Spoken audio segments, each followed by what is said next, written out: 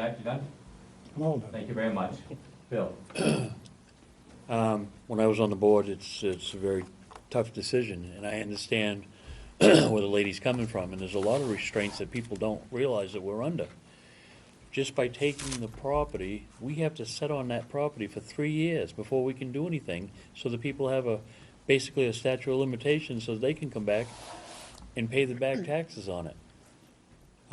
Another problem we run into, and a lot of things that people don't see, that I saw when I was a little kid, there used to be a dump truck that used to go around from the Tannery and used to dump all the hides all over this town. There's more hides buried in people's lots and things around this town, and it's contamination, it's considered a hazardous waste.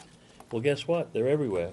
And we've had properties that came up to us that I knew that were contaminated, and if we took them for taxes, we get stuck cleaning it up. So not only do you lose the money in taxes, you pay to have that cleaned up.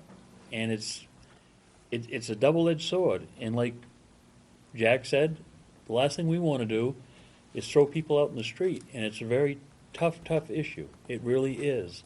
And I don't think the town Board of Selectmen are ignoring the fact that we know that there's quite a chunk of money that's owed us, and we do look over it on a case-by-case basis every year to try to do what we can to try to collect those taxes. Doug? So, Excuse me.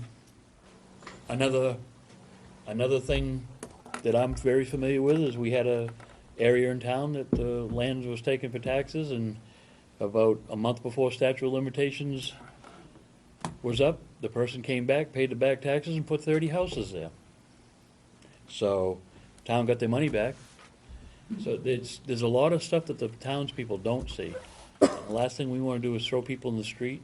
However, we do try to do a case-by-case basis when I was on the board and try to regain all the money we can for the taxes that are owed to us. All right, thank you, Bill. Jack, you wanted to add something? Yeah,